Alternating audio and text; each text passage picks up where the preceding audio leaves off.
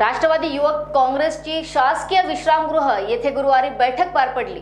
ही बैठक राष्ट्रवादी युवक काँग्रेसचे प्रदेश उपाध्यक्ष बालाजी घुगे यांच्या नेतृत्वात घेण्यात आली।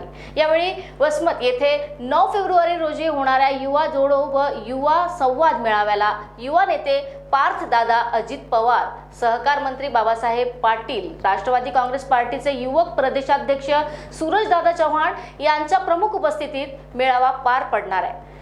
या मेळाव्याला राष्ट्रवादी युवा काँग्रेसच्या पदाधिकाऱ्यांनी जास्तीत जास्त उपस्थित राहावे व राष्ट्रवादी काँग्रेस पार्टीचे राष्ट्रीय अध्यक्ष अजितदादा पवार, प्रदेशाध्यक्ष सुनील तटकरे, कॅबिनेट मंत्री धनंजय मुंडे व युवक प्रदेशाध्यक्ष सूरज चव्हाण यांचे हात बळकट करावे व येणाऱ्या काळात राष्ट्रवादी काँग्रेसचे विचार व ध्येय धोरणे तळागाळापर्यंत पोहोचविण्यासाठी युवक काँग्रेसच्या माध्यमातून काम करावे व हिंगोली जिल्ह्यातील 5ही तालुक्यात युवा जोडो अभियान व सदस्य नोंदणी अभियान मोठ्या प्रमाणात राबवण्यात येणार असून व या अभियानाच्या माध्यमातून जास्तीत जास्त युवकांना राष्ट्रवादी काँग्रेस पार्टीत आणण्याचा विचार असल्याचे राष्ट्रवादी युवक काँग्रेसचे महाराष्ट्र प्रदेश उपाध्यक्ष बालाजी घुगे यांनी पत्रकारांशी बोलताना सांगितले।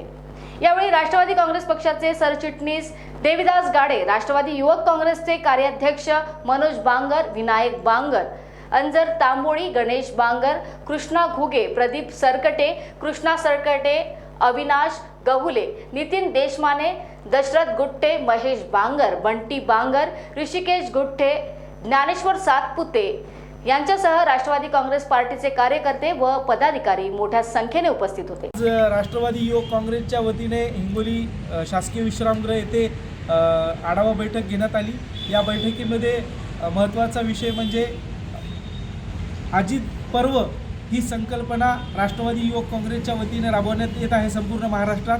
त्याचप्रमाणे आमचे युवकांचे प्रदेशाध्यक्ष आदरणीय सूरजदादा चव्हाण हे दिनांक 9 तारखेला वसमत येथे मेळाव्यासाठी येणार आहे। या मेळाव्याचा महत्त्वाचा विषय म्हणजे पक्षाची जी सध्या सदस्य नोंदणीचा जो कार्यक्रम आहे तो सगळ्या महाराष्ट्रावर सुरू आहे। त्याचप्रमाणे हिंगोली जिल्ह्यामध्ये सुद्धा मोठ्या प्रमाणात सदस्य नोंदणी व्हायला पाहिजे।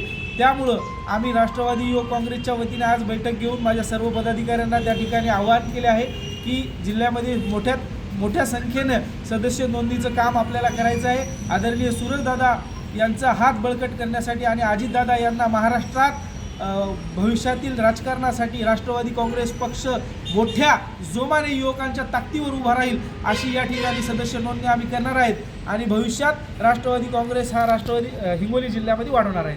हिंगोलीवरून गोपाल सातपुतेची रिपोर्ट, महान्यूज 7 करिता।